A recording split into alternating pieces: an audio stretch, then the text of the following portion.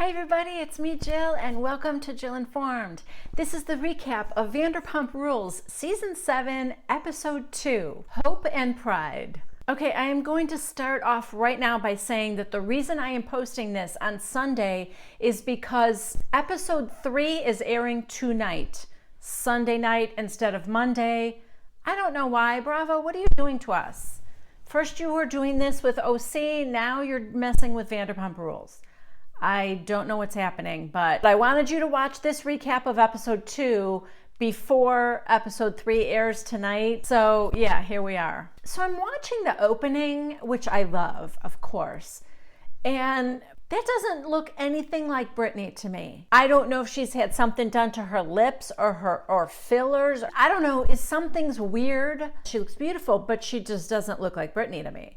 All right, this episode is picking up right where we left off. Jax has just proposed to Brittany, at Neptune's net.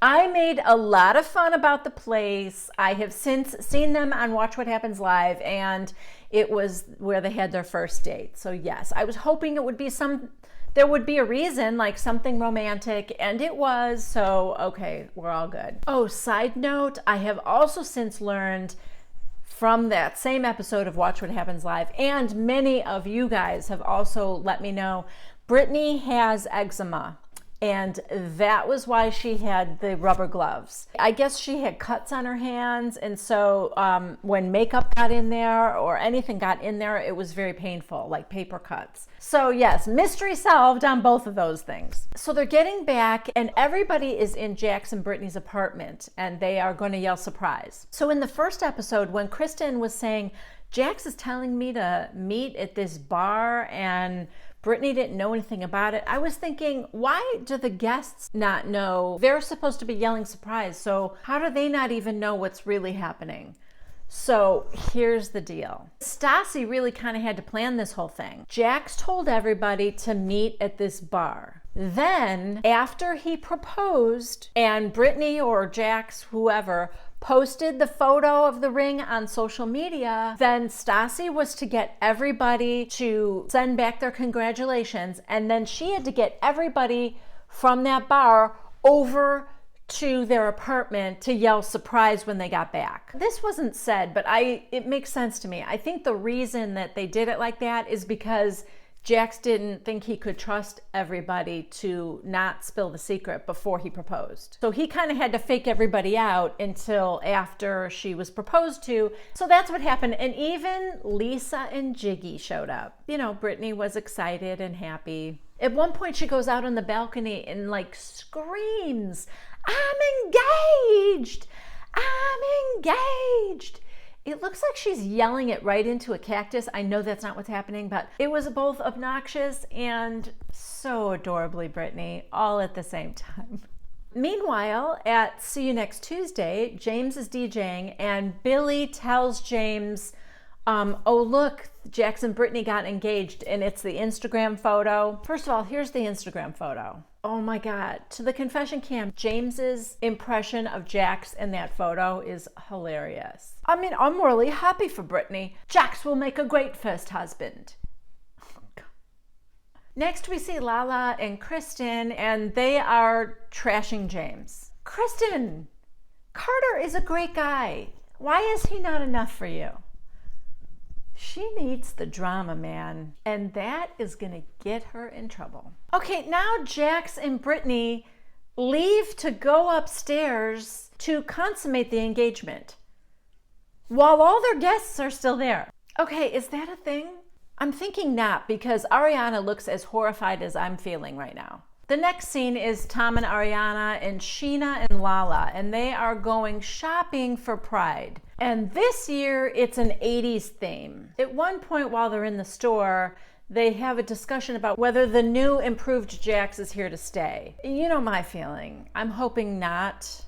For Brittany's sake, of course, I hope he's changed, but this is Jax we're talking about. It is very early in the season, and I wouldn't expect a miracle. Now we see Kristen and Stassi in, I think, Stassi's apartment, and they're talking, guys, can you believe Jax is engaged? Well, yeah, because Jax has slept with both of them.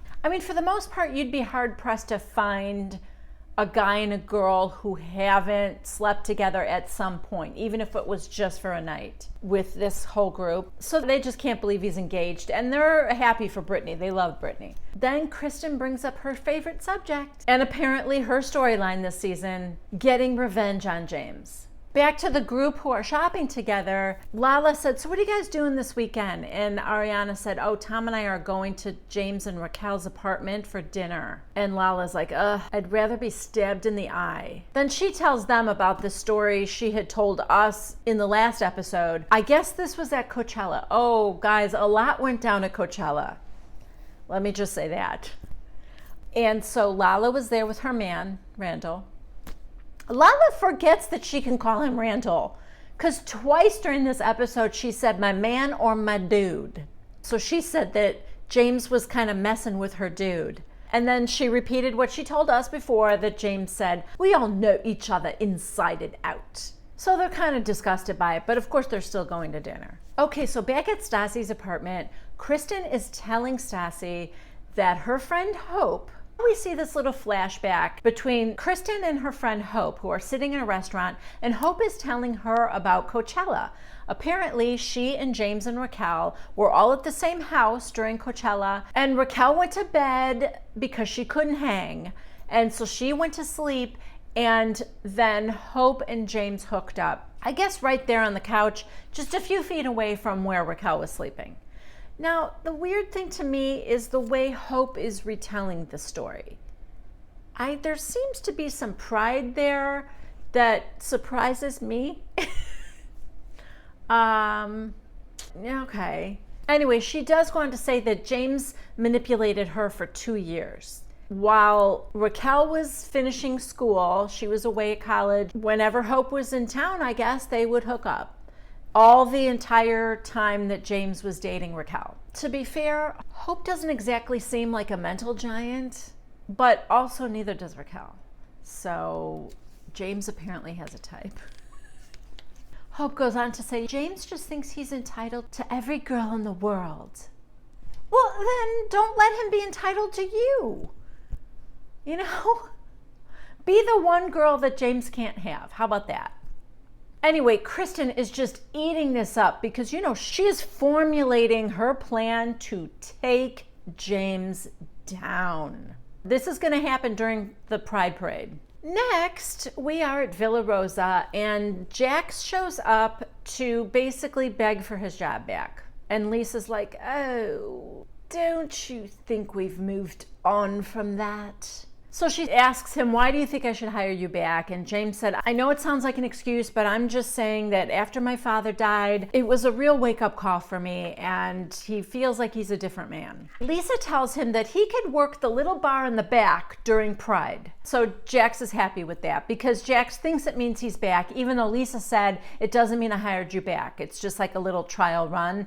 But I don't know. It's probably just a formality because what's Jax gonna do if he's not there? I think he kind of has to work it, sir. Next, we are at James and Raquel's new apartment, and they are preparing dinner for Tom and Ariana. And James's narration is just that life is so good. I've got my supermodel girlfriend, a 2-bedroom apartment, and a great golden doodle puppy. Of course, we have to have James saying how great his life is because he doesn't know yet that Kristen is about to take him down. Oh, so Tom and Ariana arrive and they're oohing and eyeing and they're jealous that he's got a washer and dryer and all that kind of stuff. They do talk to him again about the rap, about Jax having sex with Faith. And Tom again is telling him, listen, man, that was not cool. You shouldn't have done that. James is like, I mean, to be fair, I didn't know Brittany was there. I wouldn't have done it if I knew Brittany was in the building. Tom goes, you shouldn't have said it anyway. And then James tells him that Jax shouldn't have done it, and then he wouldn't have had anything to say. Okay, now it is the day of the Pride Parade, and there are big goings on at Sir and Pump. It's a huge party atmosphere at these places. Sheena makes this comment about how the way they're dressed, it reminds her of like they're in an 80s sitcom. And then Bravo does this montage, making it seem as each of them come in their costumes that it's like a 80s sitcom opening, and oh my God, it's so funny. It really is funny. Okay, we have a little foreshadowing where Katie says that she is accepting of her body and that she realizes that she's never going to look like Lala or Ariana, but that she's happy with herself the way she is right now, which, I mean, why the hell not? What are you, a size 4? Seriously, it's insane. All right, so inside, the crowd is going crazy. James is up on the bar doing his DJ thing. And now we see Hope and Kristen like squeezing their way through a fence and crawling in like the back door. Kristen says, I mean, we could have gone in the front door, but then James would see us and we wouldn't have the element of surprise. First, they come upon Raquel and they corner her right outside the bathroom. And they're like, hey, have you got a minute? And she goes, yeah, I was just going to go to the bathroom. But yeah, what's up? So Kristen comes at her real hot out the gate. And I don't think it's fair. Raquel's not the one that did anything wrong. She didn't cheat on James. I don't think she needed to come at her that way. Anyway, what she said was, are you aware or do you just not care about James's infidelity? And she's like, what are you talking about? And Hope is standing right there. And Raquel goes, what? So are you going to tell me that you slept with him? And Hope is like, yeah, at Coachella while you were sleeping in the next room. Again, Hope, why do you sound proud of this? That I do not get. So Raquel goes, great. And then Hope goes, listen, I'm not trying to hurt you. Oh, yeah, of course not.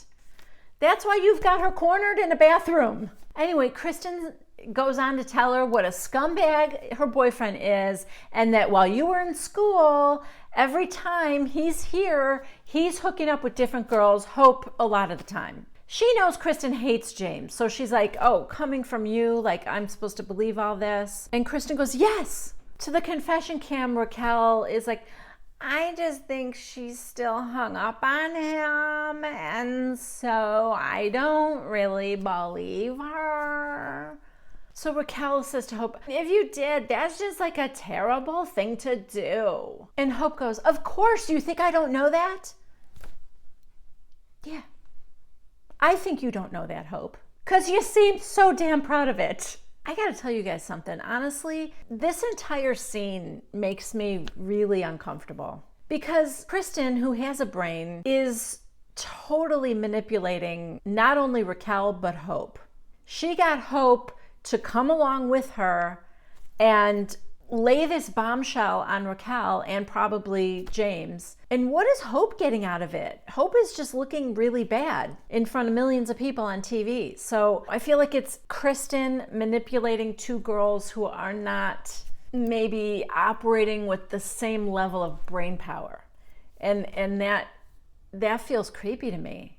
Don't get me wrong. I don't mind when Kristen uses her evil against somebody who deserves it and can fight back. I mean, I'm all in for that. But this doesn't feel like a fair fight, and so it kind of skews me out a little bit. Meanwhile, we see Lisa. She is meeting Stassi's boyfriend, Beau, for the first time. And Lisa's like, oh, well, now I have to interrogate him. And I'm thinking, it can't be any worse than Patrick, right? And then Lisa goes, at least he hasn't mentioned my ass yet. Then we get the flashback of last season, and oh God, Patrick is the worst. It was a funny scene though.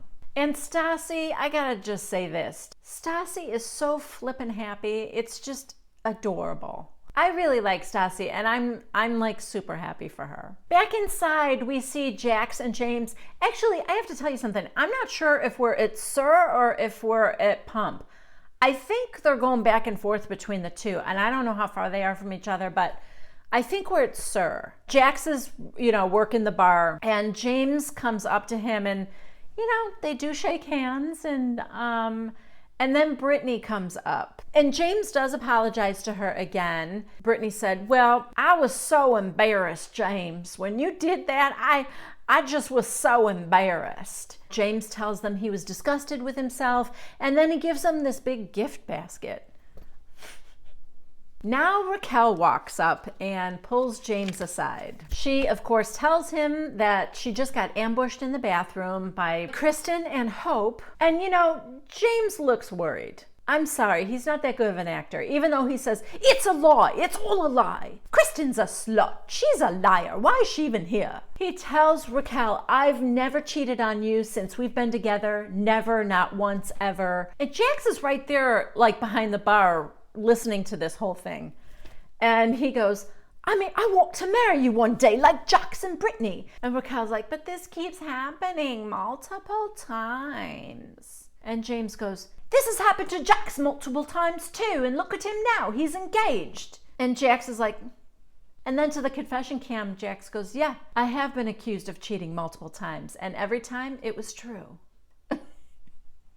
Anyway, Raquel goes, this isn't fun. I just keep trying to tell everybody what a good person you are. And James is now like screaming at her, who cares? I don't care what everybody else thinks. Let's go. So he wants to leave, and Raquel, poor Raquel. Raquel goes, I still haven't gone pee. Oh, God. That poor girl was just trying to go to the bathroom when Kristen and Hope approached her.